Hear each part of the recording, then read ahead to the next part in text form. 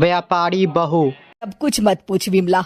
लाख जतन करने के बाद भी महीने के आखिर तक हाथों में चमन्नी भी नहीं बच पाती। कभी अपने लिए कोई छोटी सी भी चीज लेनी हो तो 10 बार सोचना पड़ता है। तू सही कहती है, आमदनी तो बढ़ती नहीं, लेकिन दूसरी तरफ महंगाई दिन ब दिन बढ़ती ही जा रही है। राशन वाले का बिल, दूध वाले का उधार। अरे तुम औरतें बस इसी तरह जिंदगी भर रोती रहोगी।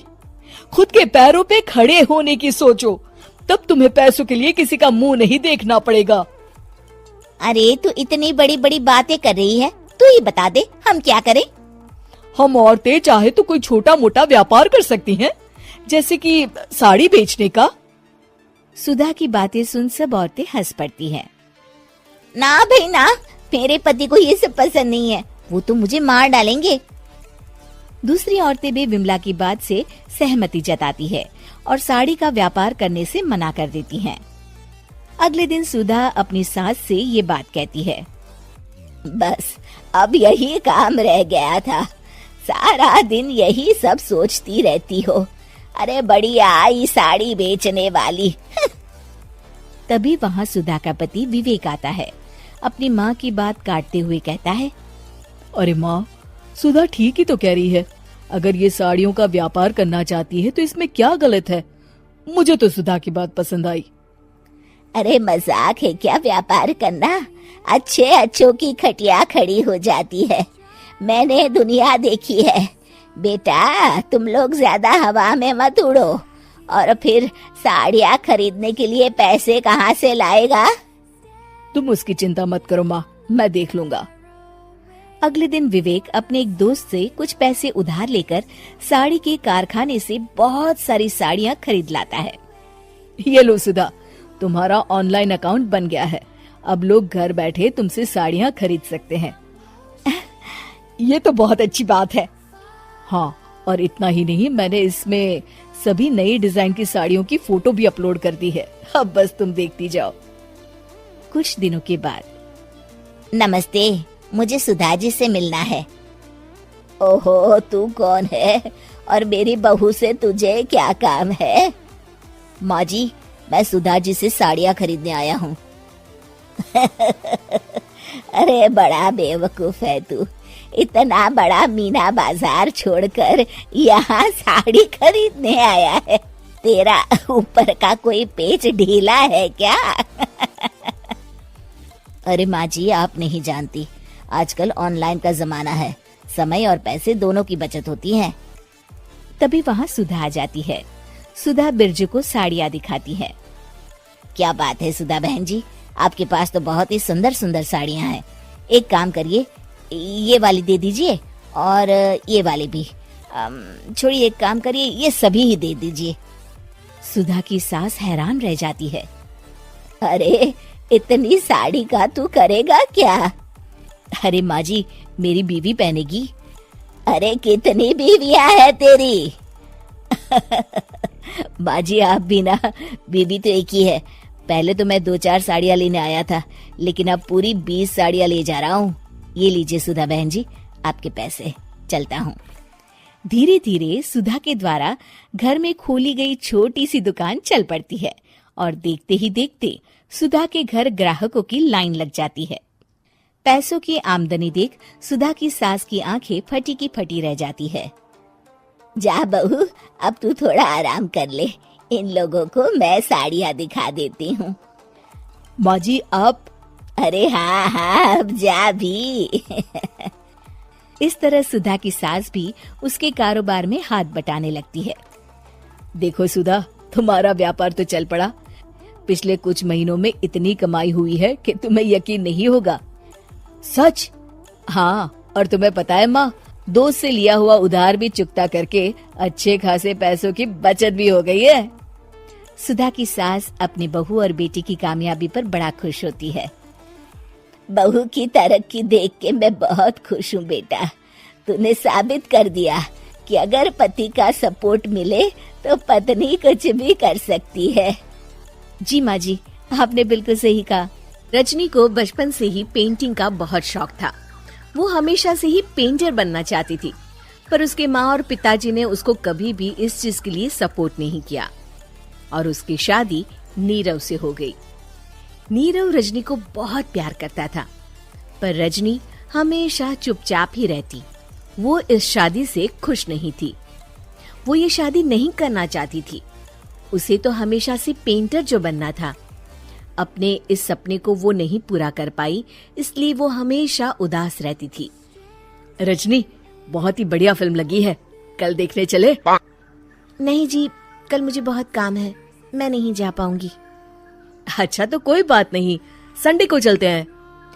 देखिए, मुझे फिल्म देखना पसंद नहीं है। आपको जाना है तो चले जाइए। नीरव को मना करके रजनी वहाँ से चली जाती है और अपने बैग को खोलकर उसमें बंद पड़े ब्रश और कलर्स को देखकर रोने लगती है। रजनी, चलो ना कहीं बाहर खाने चलते हैं, कुछ तुम्हारी पसंद का।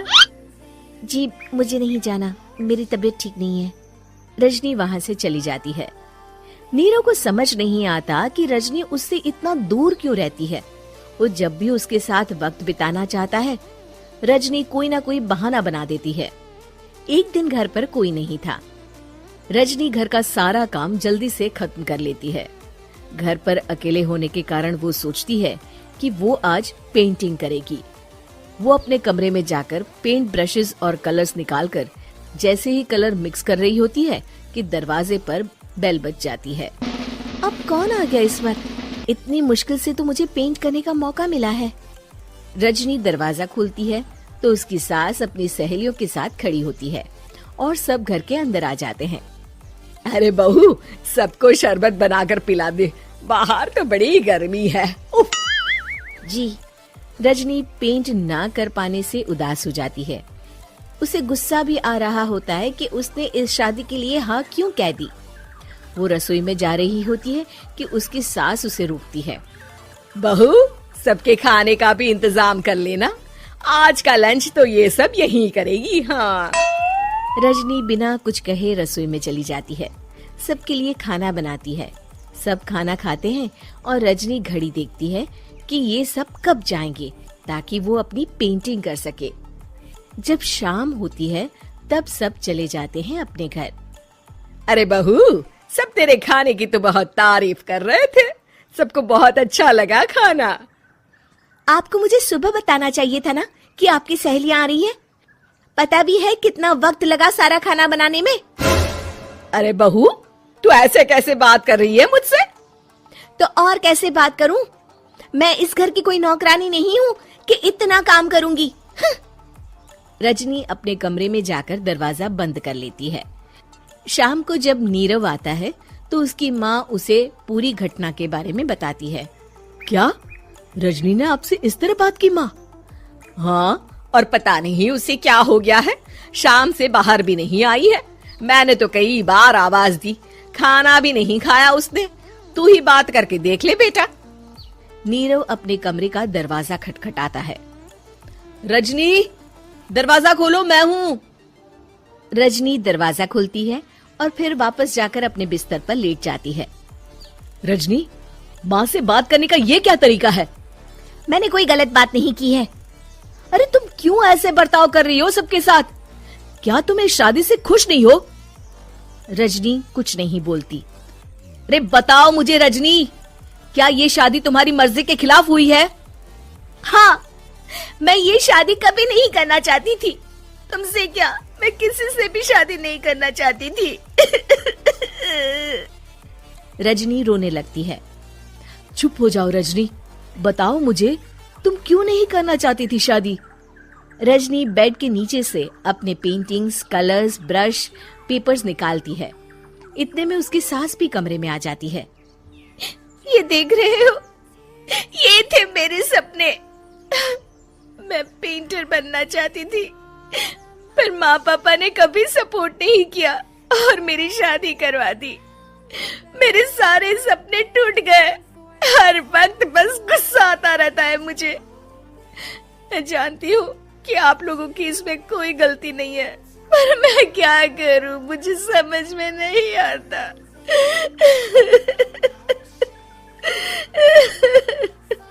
रजनी फूट फूट कर रोने लगती है। मुझे माफ कर दीजिए, आप दोनों के साथ मैं बहुत बुरा बर्ताव कर रही हूँ। अरे रजनी बेटा चुप हो जाओ तुम। नीरव पानी लेकर आता है। ये लो पानी पियो और शांत हो जाओ। रजनी पानी पीती है और उसकी सास पेंटिंग्स देख रही होती है। अरे नीरव, हमें तो पता ही नहीं था कि हमारी बहू कलाकार है। अरे कितनी अच्छी पेंटिंग्स बनाई है, देखो तो। ये वाली तो मैं अपने कमरे में ले जाऊंगी। आपको ये पेंटिंग्स अच्छी लगी? अच्छी नहीं, बहुत अच्छी लगी। और तुमने हमें बताया क्यों नहीं? तुम जब चाहे पेंटिंग कर सकती हो रजनी। हम तुम्हारे सपनों को पूरा करने में तुम्हारा पूरा साथ देंगे। हाँ बेटा, हम कला की कद्र करते हैं। हम कलाकार तो नहीं, पर मुझे गर्व है कि मेरी बहू एक कलाकार है। रजनी, नीरव और सास तीनों हंस पड़ते।